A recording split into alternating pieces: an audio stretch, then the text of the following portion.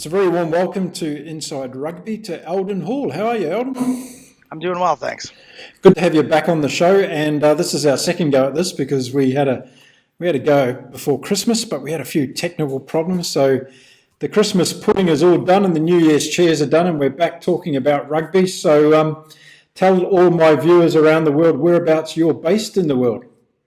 I'm based in Regina, Saskatchewan, Canada. So we're about 2 hours north of the American border, pretty much in the center of the country. Fantastic. And you were just telling me off recording before that it's nice and warm for this time of the year. It is, yeah. It's like I said, no snow, which is a big difference, and it was plus temperatures on Christmas Day, and normally minus 40 would be, you wouldn't think anything of it, and if it was minus 10, you'd be pretty happy. Yeah, there you go. Well, we're going to talk about rugby today, of course, and it's a passion of yours and mine. So why don't we start off by just asking you, how did you get into rugby? What was your connection to the great game? Yeah, my brother played a little bit in high school, and he was just finishing high school as I was starting. So when I got into grade 9, that's when I started. So probably 13, turning 14 years old kind of thing. And yeah, I played it ever since and coached. Club administration stuff, and a couple of years ago, my kids started getting back into it, not back into it. They started playing, and once they kind of got back into it after I'd left, because you're just too busy to get to a practice, and you buy a registration, but you never make it to anything. So went with the kids for a bit, and I started watching them play, and slowly got back into coaching. I coached high school for a long time.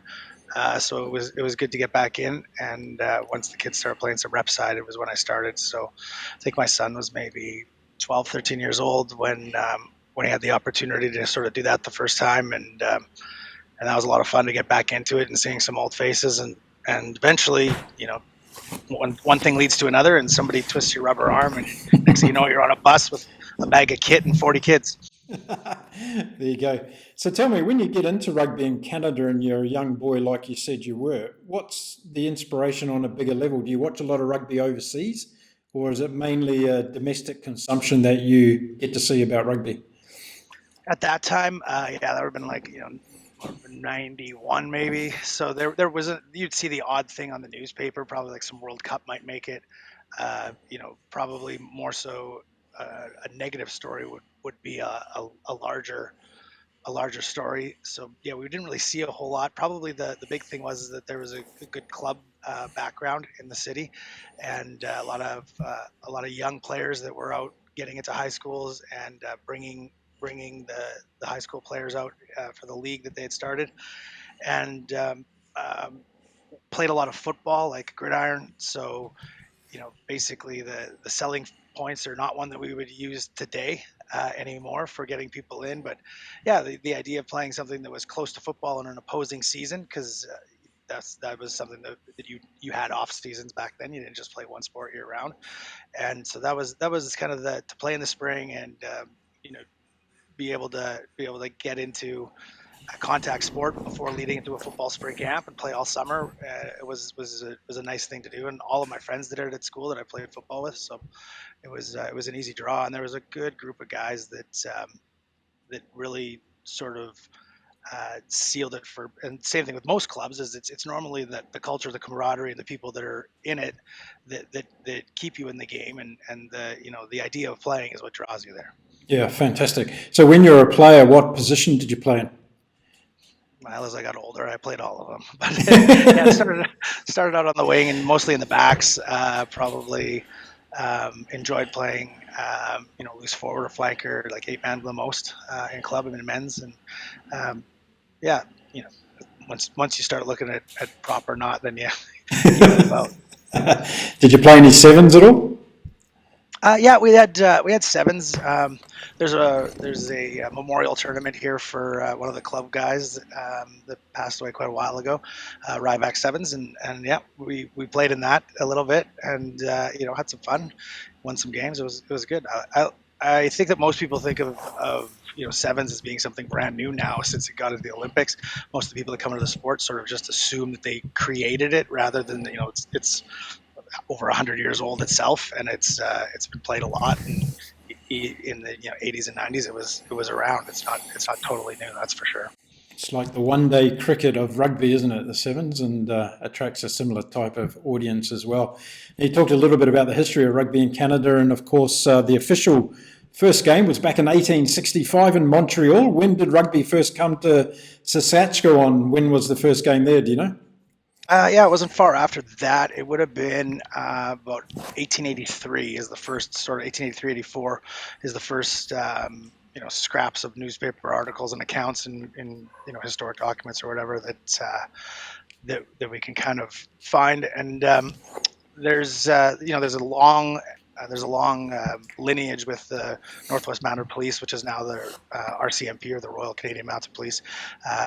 In Regina, the training of all officers across the country is done here at the RCMP Training Academy at Depot. So back in 83, 84, 140 years ago, that was the first game between the citizens of what was essentially sort of I guess a small town. It's sort of a tent city at that time, and they would carry on probably for another 50 years of going back and forth, and they would generally travel out to places, in Manitoba and Winnipeg, or to play different games. Cricket and rugby were generally the two between the officers of the two different postings.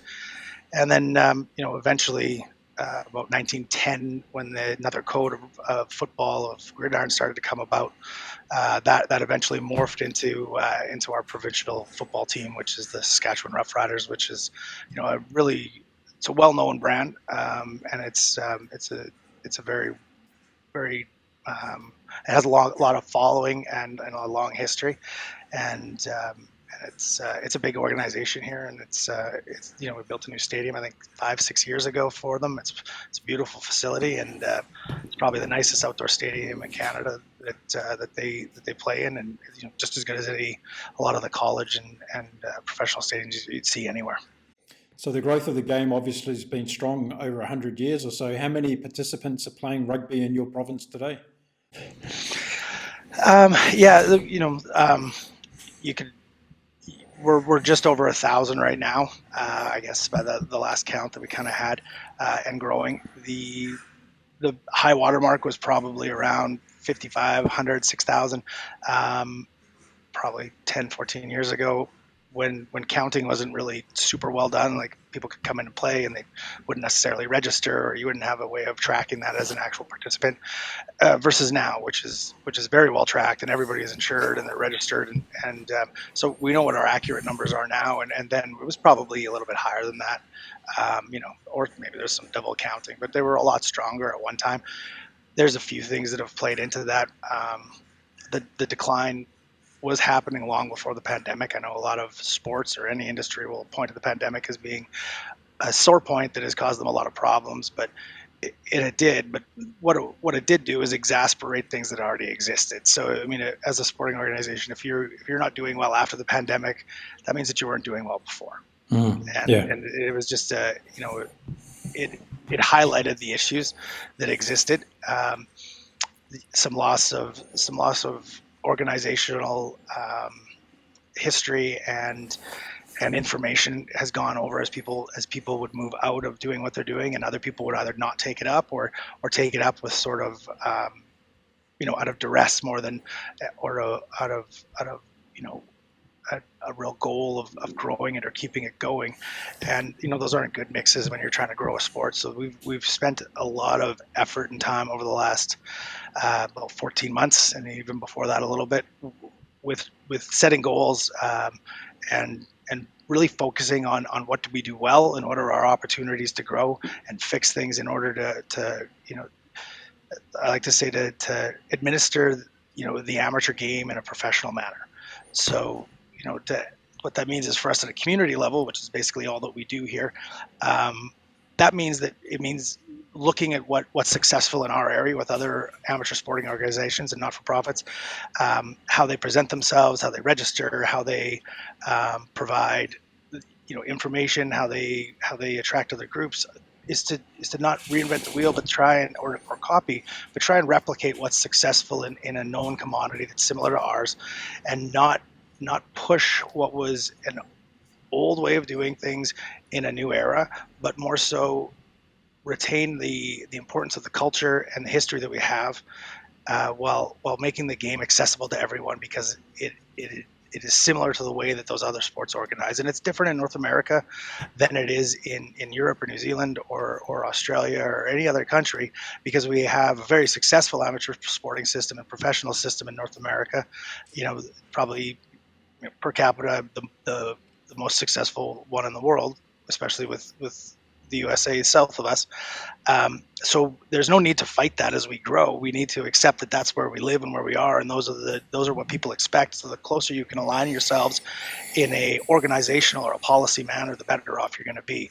Structurally or history-wise, we want to maintain where we came from, while allowing ourselves to be successful and not resisting those things in order to maintain what people think is history, but really it was just the way of doing things. Yeah, interesting. You were a player, you're a coach, and now you're an administrator. What's your actual role within the rugby, within the province, and what are you responsible for doing? I'd probably have a different answer than what other people have. But so I'm the president of SASK Rugby. So it's a volunteer elected position on a 2-year term. So I just served the first year of that term, and we'll be moving into the second one basically right now. So have until about end of November of next year to sort of finish what was a very aggressive mandate when we started, and ensure that that's ready and done. In the unlikely or unhopeful event that we move on as a board, but hopefully we're able to stay and keep doing the work that we're doing, because I think that we're making some positive change that will show itself very quickly. It is hard to get change across to people or why you're doing it, and I've learned quickly that moving too fast is just as counterproductive as moving too slow. And how many bodies do you have actually helping you in the role, given that it's a volunteer capacity? How many other administrators are there in the organisation? We have a high number of administrators registered, which is good but bad. I mean, we have 112 administrators, I think, registered inside the province, we previously had, which sounds great, but the problem is that oftentimes that we're sort of we've become board heavy rather than committee strong. And what I mean by that is we have a lot of people that are making decisions and keeping boards alive in different areas for a small number of participants, when we need to consolidate some of those so that we can have a little bit more of a tip on the point of our spear as we make decisions and get everybody moving in the same direction, whether it be north or south or whatever it happens to be. We still want them to have autonomy in order to make decisions for their club, their community, and their players that make sense for them, but also to acknowledge that we only have a finite number of human resources right now in terms of coaches, referees, and even in terms of cash and capital and what we can do with that. So we don't have enough referees in our province to be able to hold 4 different games or festivals in 4 different areas. That's just not possible. And even that would be true to say across the country, that it's really hard to hold consecutive or successive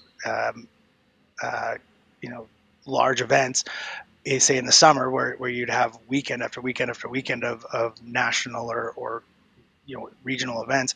It starts to really draw on those resources, and you can see it as that last event starts to reach its end, that all of those people are exhausted because they've been doing a lot, and we have an overloading problem for some of our volunteers, because the ones that are left are extremely talented and committed, but they're often left to pick up the pieces when other people move on, and they start to collect a lot of roles, and then none of them are done extremely well, and they become extremely overworked. So one of the big things that we've tried to do with addressing our governance model, which we spent a lot of time on last year, redoing that, and coming up with a long-term strat plan that it's going to span for basically 7, but it's a 6-year strat plan. So there is a long-term direction with some short-term and intermediate goals, and one of those is to offload multiple tasks from single people that are committed to the sport,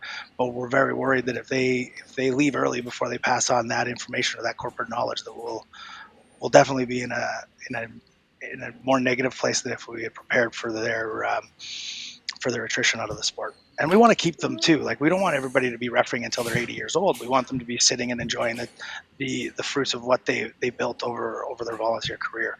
So, to lose a volunteer at the end because they're exhausted and tired and they no longer want to be there it's a major failure on the administration part of administering the game if that occurs. Yeah, great information. Now, Rugby Canada's strategic plan, 2024 to 2027, is that a blueprint that you're using to develop the game in your province? Our work started back in December of last year to redress our some inconsistencies between different policy documents and bylaws that have been adjusted over the years to address certain problems, but were no longer really relevant and they really don't reflect the composition of the members that make up our union or our sport anymore. Heavily laden in adult male, fairly middle class, affluent people. That's sort of it is a club situation. So you attract people that are like you, and you make bylaws at a time that reflect that. So there was a major need to address some of that, and one of the big ones is if you look at any North American sporting organization, I assume it would be the same in the rest of the world and in the Western countries, is that all of the growth in sport really is happening in non-traditional categories of the game. So alternate forms of the game, whether it be flag or touch, or changing the numbers of 7s, 10s, or 12s, and then obviously gender. Women is a huge growth market for all sports, whether it be gridiron football or rugby or soccer or anything else. And then obviously non-traditional participants inside of the community. People that are new Canadians or new to the area that need to be attracted to pick up the game because they're the ones that sort of have no bias as to what goes on here. So you have to change with the times, and that's if you take a look around, that's where the growth is, and that's where we have to adjust our governance, our bylaws to allow for us to grow in that direction. Okay, so in what I'm hearing you saying is that you've created a plan that's very niche for your province and how it's going to work in your province with those factors in mind. Absolutely, and so we were ahead of where Rugby Canada was, and they're just in the cycle of it. Ours had come up, and we had a change of board. I think everybody but two was changed out when we came in, and they were fairly new to the board at that time. Previously, had only a couple of months in, so it was essentially a brand new board with brand new direction, and that was one of the first things that we needed to do was address those two things. So it was good to see at that time because our provincial funder, the SASK Sport, that provides us the bulk of our funding, they had just completed a total review after probably the really last big one in the way that things were reported or tracked was done maybe 20 years before that. So we used that as our template to follow to make sure that we were going to be good for the next 20 years in terms of how we functioned based on that funding model. And then it was really good to see that as Rugby Canada's plan rolled out, and I was fortunate enough to be, able to speak with a few people as it was going along and have some, some sessions where they were able to get feedback and things. So as it was developing, I was looking at it. It was following where we were going, or we were at least traveling down the same direction, right? We might not be on the same road exactly because they do a different job than we do, but we are definitely both headed in the same direction on the compass, which was encouraging. Okay, good. Now, a lot of people watching the show today, or some people watching the show today, probably don't understand the differences between provinces and territories in Canada. It's something that trips up a lot of people. Is rugby played in the territories in Canada? I know that there's been clubs or there's been attempts at clubs. There's not a specific system that I'm aware of. Now that I haven't traveled up to the Northwest Territories or the Yukon since I was a kid, so I may be out of that loop. But as far as I know, there's not a widespread rugby community up there. There is obviously sport, a lot of hockey, ball, and any other sport that you would have. It's just I don't believe that there is anything, but I don't want to be quoted on that. But that's my understanding. There's a couple of teams here and there that do some really good work, but there's not a large widespread system, no. Okay, All the other 10 provinces make up our unions officially. I'll just stick to questions about your province then and keep it fair for Yeah, you. I do know a fair amount about them. It's just, and I've looked at it, and we've talked about, you know, someday down the road, it would be great to figure out a way, whether it's through the building of our Indigenous rugby program, Black Bear, and maybe trying to do a trip up there or something where, you know, there's the Dog River Howlers club that runs out of Regina here from Carl Fix, who's the president of it, and they do a ton of good outreach work going to South America and you know, other nations and trying to spread rugby around the world in a positive way and taking people to see that you know that it's a worldwide game and that it can be for everyone and that you know the act of giving back and being thankful for what you've received from the game. You know, it'd be really nice to do that within our own borders and take some kids from Saskatchewan, Manitoba, and Alberta and do one of those trips up to somewhere else that maybe there isn't a ton of rugby and use our youth to be able to spread the game that way. And we do some of that already. We're doing through Heritage Canada and provincial union. We've put on, and the Howlers, we've put on, I think, 3 YMCA youth exchange trips where we would take our new players or some of the ones that have been in it since they were kids to give them a bit of a reward. And it's a very affordable way of experiencing a tour and traveling and seeing some of the country and meeting new people that are involved in rugby and really trying to bring back that aspect of the game that it's you know, it's great if you make it to the World Cup and it's great if you play professionally. It's great if you have a rep side or any of those accolades is awesome, but there is so much to give as a lifetime athlete in rugby and experience and see the world and meet new people and that like those kids. I mean, I don't know for certain necessarily, but I've seen it previously. They will be talking to people that they met on that trip. The first one we took out to Vancouver, the other one that just went to Victoria and Cowichan, or the one that's going to run this summer to Nova Scotia, out to Halifax. There will be lifelong rugby friendships that are made in that, and building that part of the game is how we maintain that community and culture that we're so proud of. And so that's something that we do need to look at is probably doing one of those trips up maybe to the territories and finding somebody that's a champion up there that wants to help spread the game and build it. Yeah, terrific. One of the reasons I raised that about the geography in Canada in particular is because it's fairly unique to you as a rugby playing nation. You've got such a huge geographic footprint. In fact, it's the only country that I'm aware of in the world that has 2 rugby seasons in a year. And that in itself is a unique situation. But looking at your province again, what geographical and logistical challenges do you have within the game, within your own province? Well, I think that I would assume that this is still probably true, but or maybe it's not, but it must be close to. But there was a time when I was a kid. I remember I used to hear the statistic all the time that Saskatchewan had more paved roads and less people than like basically the rest of North America. We're very spread out. It's an agricultural province with, you know, mining and oil and natural resources. There's not a lot of large cities with, like, you know, a lot of manufacturing or anything like that. It's it's you could fit Texas inside of Saskatchewan, so that kind of gives people a little bit of a context of how big it is. And then it's there's areas that are very densely populated. The 2 major cities are about 2 hours apart, both still in the southern part of the province and not even hitting the midline of what the province would be. And then there's a lot of you know, remote communities that sort of spread beyond that, and those are hard places to get to. They're hard places to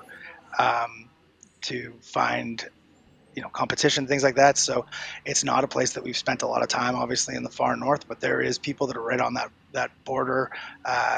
You know, a friend of mine, Rufus, that's in Meadow Lake, Saskatchewan, he's done a tremendous job of bringing youth rugby wherever he goes, whether it's, you know, he's been in several communities, but he has a amazing program there that is, you know, touching up on that far north line in Meadow Lake, and, you know, with a lot of talented players that are very committed to the game. So it is possible, and there's templates there that we can follow in order to overcome the geography. I think that sometimes that we overstate what our problems are when it comes to geography, and a lot of people come here, whether it be from European countries or you know, like Wales, Ireland, places like that, and they're used to having nationwide competition where it goes, north to south, east to west, and county versus county or province or state or however it is.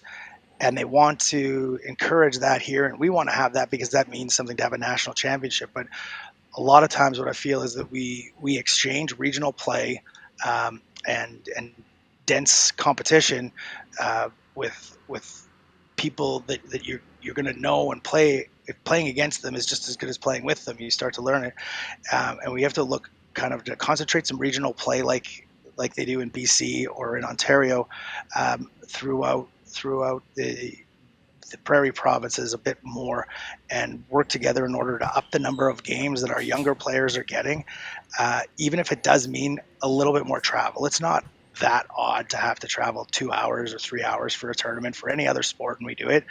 And it feels as though sometimes we think of the excuse why somebody won't want to do it before we actually ask, the parents or the players if that's possible. And we have to start looking at expanding the number of games we have within a region instead of waiting to play 1 week or 1 weekend of a national championship because everybody can go across. It's not working. It hasn't worked in a decade, and there needs to be some really not some ideas generated, but some work done to creating higher amounts of regional play over a longer period of time to create opportunities for players to play. We can't cram everything into 2 months, which is already problematic. We have 6 months just like anybody else does to play our rugby. 5-6 months is more than enough for a season, from beginning to train to end of playoffs, and some time in between for some rest and some to allow people to enjoy the summer. And we really need to rethink of how we present the game and how we schedule it, and getting there early and setting dates and talking to each other and making some commonalities a reality is really going to be what grows the game. It will not be finding these diamonds in the rough that are great athletes spread out the country and then putting them into a concentrated training facility in either coast. We have to fill in the blanks where there is not large amounts of competition right now and create some more. Even 10% is better than we would have. So when does your season start and finish at the moment? So in Saskatchewan, it would start outdoors training in parks kind of thing, like in late April, early May, and games would start traditionally around May long weekend. Mm-hmm. So middle of May. Okay, and the playoffs and the finish of the season, when does that happen? When I went back, I pulled every AGM back to about 1990. Well, once I started to see myself, I knew I'd gone too far back. So I got to about 96, I think, and or 95, somewhere around there. It was actually 92. So I got it back to 1992, and there was much longer seasons then. It went into October. Now we're finding that some teams are done if they're not going to make the playoffs or just have sort of one game and a knockout. They're done second week of August, and we're not a lot of times getting onto the fields until a slow start in early May with a tournament, and then a couple of games into really June. And then there's in June there's some rain days or whatever. I mean, when the grass is just starting to like really root, they wanted to get it in so that we're not destroying the fields, so that they're a mud bowl for the rest of the season. So they try and resist being on there and when they're really soaked. So we might miss a few weekends then. So we're kind of limiting our own selves by not extending into that fall, which is plenty nice enough, and that there we need to, whether it's an adjunct season that's added on or whether it's an extension of the one we have, or dispersing some breaks throughout it, there has to be some solutions and some things tried in order to increase the opportunity for people to play and to utilize the full season that we can. So has innovation come in as far as facilities and that to allow you to do things like that? So I guess I'm thinking of things like artificial grass and all of that. What's been happening in that area? Yeah, there's obviously, given the climate, minus 40 Celsius in the winter, sometimes for 3-4 weeks at a time, that's a bad one. We've got nicer days than that, but it can be, where you don't want to go outside for a few weeks at a time, and so that obviously is created in the last decade or so not only the need, but obviously the money and the interest to have indoor turf facilities. In Regina, we have I think it's the Affinity Plex down where our stadium is, and so there's a large facility there. There's also indoor, obviously volleyball courts and stuff that are all around that place, so that there's sporting opportunities provided all year round. There's individual soccer clubs that have put in smaller turf facilities. There's privately owned ones. I think probably in Regina alone we have, I would say 5 or 6 indoor turf facilities, varying in size, kind of from like a gymnasium size to obviously a full size soccer field. And then we do have Regina Minor Football has a beautiful facility that has brand new turf in it. It's been there about maybe 8 or 9 years now, and it's an amazing facility that they've managed to fundraise and build. It's one of the nicest that I've seen in Western Canada for sure. And then the university, of course, has those, and those are able to be used late into the season, right into November pretty much. And the maybe that might have been sort of what's sort of backed that season up a little bit, is the fact that teams are able to fundraise some money or have some fundraisers and be able to rent some space to train in late winter leading into the spring. And so they've backed up their own season to starting in sort of January, February, once a week or once every 2 weeks with some team training. And then by the time that they hit August, they're they may be rugbyed out at that point and ready to put the cleats away. I'd like to see some less of that and some more time utilizing the outside. I mean, we're used to this. We play, I think, Grey Cups at the end of November every year, so there's no reason why we can't play into October. Now everything costs money, of course. So how's the funding going for rugby in your province? Do you get funding from the state government? Yeah. So the probably in the late 70s or early 70s, there was Saskatchewan Sport Council, and it supports art, culture, and amateur sport in the province. And so every dollar, I believe, that's generated, other than to run the administration of those areas, is funnels its way down to the community level. So we get a large bulk of our funding from the provincial government through the money that's generated through casinos, gaming and video lottery terminals, all that stuff, bingos, whatever. It all funnels down into amateur sport, culture, and recreation.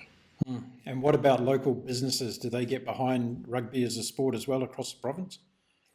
Yeah, and you know what? I think probably every sport's like this a little bit in terms of the amateur level. You sort of pick the low-hanging fruit: former supporters, players' parents, businesses that just happen to be geographically close. I think that and then rugby for senior men's and women's teams, any tavern, bar, pub, or restaurant is always sort of a good place to go for that type of sponsorship. I think that there's maybe more focus on that type of sponsorship than we need to, when in reality we have clubhouses. If we fine tune the running of our clubhouses and we operate them again in a professional manner, whether it be through volunteer labor or a hybrid of partially hired with a manager and some volunteer labor, I think that we could probably be self-funding a lot more than we are right now, and look at bigger sponsorship opportunities, because we're growing the game and it's something that people want to be part of, rather than seeing it as just sort of a way to get just a New Jersey, and that's all we want. Like, I think that there's bigger goals that we should have in terms of fundraising provincially and nationally and regionally, in order to expand the sponsors, so that they get it's something that they want to be part of, not something that we're basically just asking them to be part of. And that comes with a longer range plan and some more expert people being brought onto boards, and some more deliberate action in order to get those people that can help generate that type of growth onto our boards, and not just sort of whoever happens to be around that day and can fill the role. We really need to be more targeted on the way that we are administering the game and growing it, just like other sports have been. Digital technology is having a big impact on rugby across the world. It's allowing old guys like me to start up YouTube channels and talking about the great game. But it's also allowing people like you in provinces and remote places to be able to stream games. Are you actually streaming any of your games at the moment? So when we go to like a regional or provincial competition with our rep side teams, that'll be live streamed on Facebook with mixed results sometimes depending on feed or who happens to be operating the camera, or or just generally remembering to click on a link or whatever it happens to be. We do have autonomous cameras now. We bought 6 of them last year at this time. And so we started recording every game. I think that the importance of that is not necessarily to stream them, but to allow coaches, players, and officials to be able to see themselves and and the result of their practice effort and play. And I think that it's more of a education, adjudication, and planning reason to be filming those games rather than an enjoyment of friends and family to see it. We're providing that for free last year in order to try and get people into the idea of film is important in order to be able to learn and get better and to become better coaches, referees. It's also had a really big impact right off the jump for any red card or yellow card situations where there may be time being tacked onto an action that is perceived to have happened based on, fast moving game, big bodies, lots of people in a place. And when you get it from a couple of different angles and you can see it over and over and slow it down, you can start to really see what happened. And in some cases, we've seen that the infraction, the player did the right thing, didn't lose their mind and argue and cause a fuss. They just walked off the field, took their red card and kind of shook their head. And in the end, it turned out that didn't even happen, that it was not what was perceived. And that's paying for itself right there, because I think that does professionalize our game. It does make people want to stay in it. Whereas if you don't provide those things that they get in other sports and see, they will not stay. Yeah. Because it is a commitment to play our game when you're playing it in a full speed, full contact form. Flag is a lot different than full contact. Yeah. And you are, there's a health concern, and you have to be prepared for the season. You have to be conscious of even if you're playing just at a community level of your fitness and your ability to play, and that should be respected by the people that are administering the game by having something as simple as cameras and games at all of them. Yeah, indeed. Look, the reason I bring up the digital technology opportunity is because I've seen in a couple of geographical locations around the world where this has worked as a catalyst to bring companies on who want to give sponsorship and be part of that overall streaming feed. It gives them an opportunity to get their brand out there as well by doing that. And I've also seen educational institutions, particularly universities, use their media faculties and bring their students in to actually run those live streams as a part of the learning and education part that you referred to in the conversation. So I think there's a lot of great opportunity to develop that more, to get the game more seen, widespread. I've been tuning into a couple of games in the north of Scotland lately, where there's like 300 of us from around the world watching the game online. But it's great to see rugby in that capacity. So yeah, I think you're on the same page and you think about those things as well. Absolutely. I think that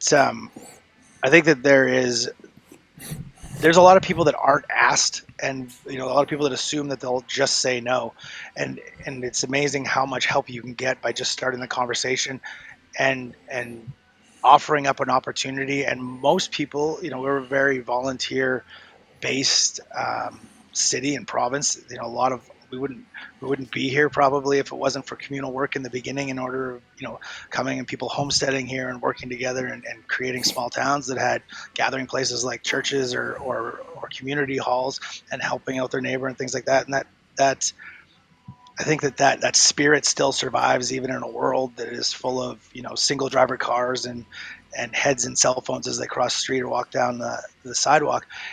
But you can put as many Instagram or Facebook posts out there as you want to your own community, but you're not reaching anyone that's not already in it.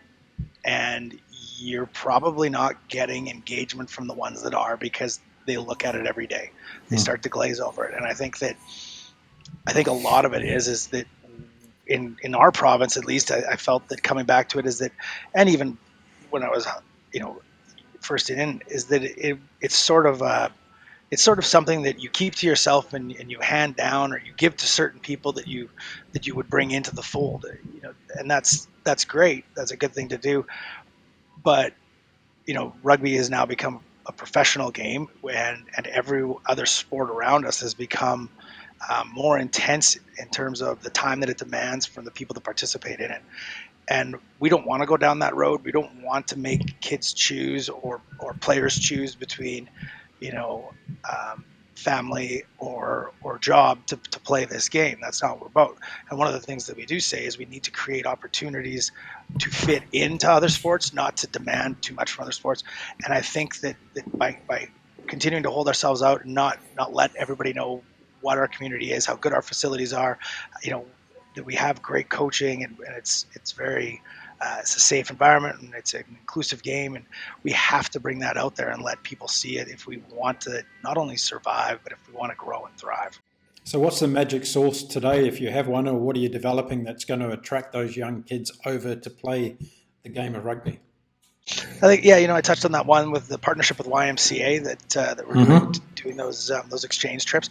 They've been successful. I led the first one with a couple of people here, and it was good for coaches. It was good for me as an administrator. It was good for our rugby development officer to see. He's now leading one on his own out of Saskatoon, another city that'll head out east instead of west. That is a great place for somebody in a low commitment, non-competitive environment to try the game, and it shows it in its very best form, which is travel, fun, and meeting new people, and having them come back and share in your community, your club, on your soil. And that is really what the best part of what the game and what it seems to be based on in its modern I guess, iteration. So I like that model. I like that idea of transference of skills from other sports. Take somebody who's interested in sport of any kind, whether they're athlete or athletic or polished or not. Rugby has every skill that you can imagine. It has every body type. You can be big, you can be small, you can be fast, you can be slow. Taking basketball players, especially female basketball players, seems to be a super easy transition for them. They understand ball movement to space, moving your body to space, working to get back in defensive alignment. Those types of things. You can teach the kicking and the actual rules of the game after they get the enjoyment part, and they realize that that everyone sort of doesn't know what they're doing when they start. That's the beautiful thing of rugby in North America, is although it's been here for a long time, it's not widespread. And everyone, when they started in grade 8 or grade 9 or 5 or 6, does not know. You can be the best hockey player, doesn't matter. You might be a good athlete, but it's still going to take some time. There is an even playing field. You don't need equipment. You don't need to know how to skate. You basically need a ball, a parking lot, and what you're wearing to start rugby, and it can grow from there. So the potential of the game to be spread is endless. It is the inventiveness of the people that are behind it, and the way that they can to get it out there is what's going to be the difference in the end, whether we survive or we grow. What about the importance of events as well for rugby in Canada? There's a lot of us that would have thought a few years ago to get 70,000 people plus into Vancouver to watch a Sevens tournament would have been something that would have blown your mind. But this is a reality today in Canada with the HSBC Sevens, of course. Do you think events like that are going to really help to promote not only the game, but also the likes of gender equality in the game as well, bringing more girls into the game? Yeah, last year in February was the first time I had been to the Sevens. Obviously, watched it and wanted to go and never made it out there. And it's amazing. It's a world-class event. They're extremely lucky and deserving to have it in BC. Number one, I mean, the largest base of rugby that there is. It's probably, if not the premier, it's one of the most premier rugby areas in North America, and it churns out the majority of our high caliber rugby players in the country, along with obviously other places like Ontario. But I mean, it is sort of, you know, the national training centers there. It's headquartered out of there. There's a reason.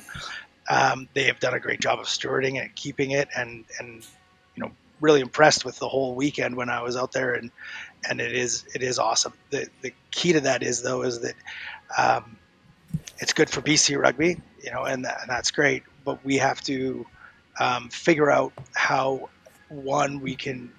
we as Saskatchewan can capitalize on the fact that our nation holds, you know, a stop on one of the premier rugby events in the world. So that needs to be highlighted better in our province, so that we can draw some attention to the fact that there is opportunity in the game, that it can be watched on TV, that there is people from your home province that are, you know, that are excelling, and some of the top players in the world, even though we don't have a thriving and widespread league that's present and available as much as some of the other sports are. So that's a good place to start, because I do believe that if you can't see a game played in your hometown by somebody that knows how to play it, it's really hard to imagine yourself playing it. So by the same token, it's hard to get excited about something, you know, and no offense to, you know, whether it be the women's team here, or the men's team here, or anything else. It's, you know, nobody gets excited watching their mom or their aunt play something, right? They're going to go to the playground and do whatever. But when you can see it on TV, when you see people that look like you, that come from the place that you do, it does, you know, in a young person's mind, provide opportunity and goals. And that's really, I think that we need to highlight that and utilize it, and not complain that we don't have one of our own. And that's the first step to opening up the door to trying the game, is to see it in a venue like that. So that is one thing we need to do. The second thing is, you know, putting together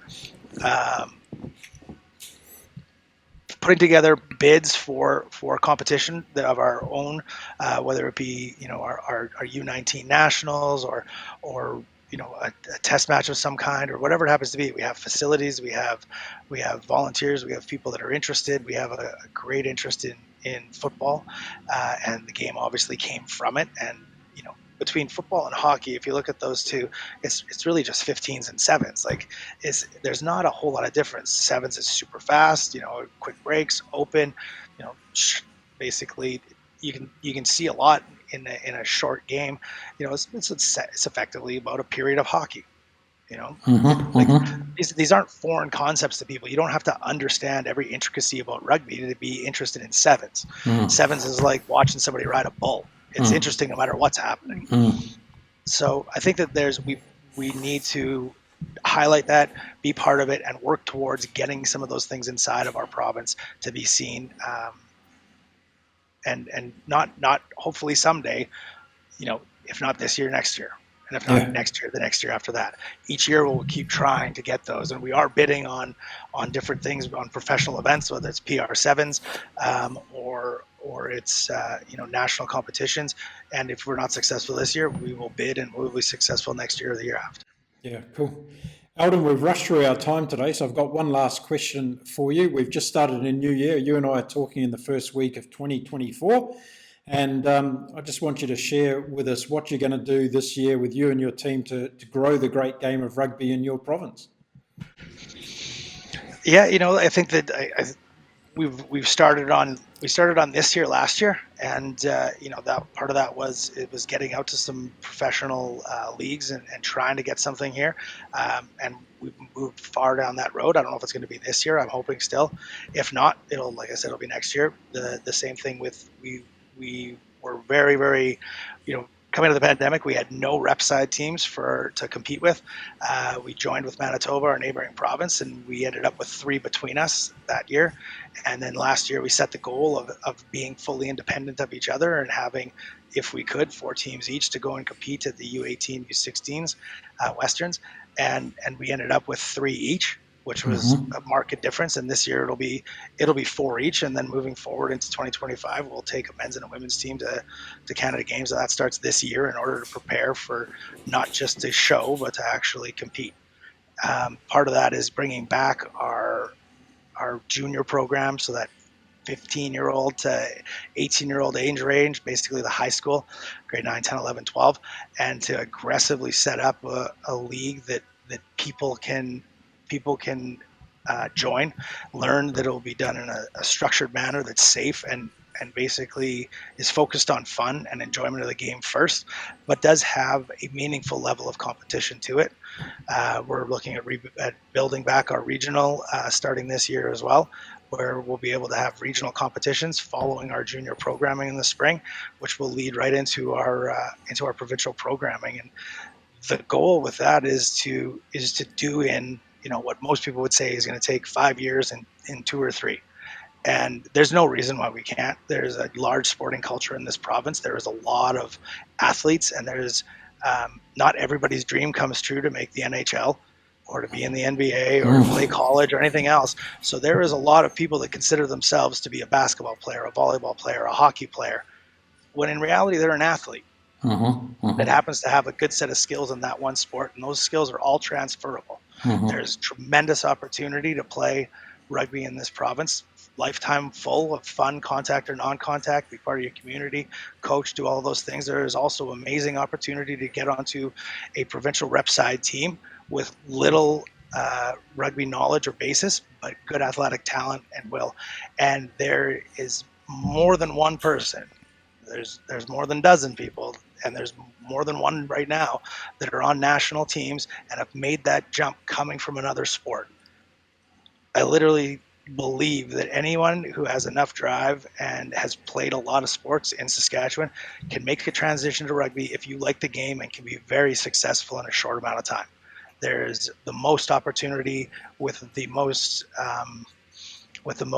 promise lies inside of this game because it's underutilized and has a ton of opportunities. So we're going to get that out to the kids in high schools and spread it and keep doing the good things that have been working, keep working on our governance, keep working on getting boards filled with people that have fresh and new ideas and are ready to move forward and grow the game in an aggressive way because it's worth it. And it does provide some of the best things that sport has to offer. Absolutely brilliant. So there's no doubt about it. You're a fantastic ambassador for the game in Saskatchewan as well as across Canada because you're all part of the rugby family up there. So if anybody wants to get in touch with you, I'll put your contact details in the description of this video. Whether you be a business, a supporter of rugby, a wannabe player, reach out to Eldon and have a chat because him and his team are doing some wonderful things up there to improve the game, but also develop the game. So I want to thank you on behalf of everybody in the rugby community, Eldon, for the work you're doing, all those volunteer hours that you're putting in. You are changing kids' lives for the better, for sure. And I hope many more come along and join the great game with you. So thanks very much for being on Inside Rugby with me today. Thanks for asking me. It's for a small province like ours with a small amount of players, but a lot of good history and a lot of pride. I'm honored to be able to do it, and I'm happy to be able to talk about our rugby union. Brilliant. Well, I'd like to have you back on sometime in the future, and we can continue the conversation because the more people that gets to know what's going on in the rugby community around the world, we can help all each other, and you never know where an opportunity is going to come out to help you grow the game over there in Canada. So that's the least we can do. All right. Thank you so much. Have a good week. Thanks, Eldon. So there you go. My guest today was Eldon Hall from Saskatchewan in Canada. And what a great story. I love getting into the grassroots of rugby around the world. And that's what Eldon told us today about what's going on in his wonderful province. So if you are interested in any way in getting in touch with Eldon over anything we talked about in today's show, then I've put his contact details in the description of this show. Now, this show is only possible through your support, so I'd love it if you subscribe to the channel, drop your comments on what you thought about getting to know a little bit more about rugby in Canada through today's show, and whether you want to see more of these types of shows from across the rugby world, because I'd be happy to sit down and talk to anybody involved in rugby in the global community. Now, I'm going to be back again soon right here on Inside Rugby with Mark with plenty more content. So stick around and support us. And it's time to say adios from Mexico. Until next time, stay safe, stay well. Bye for now.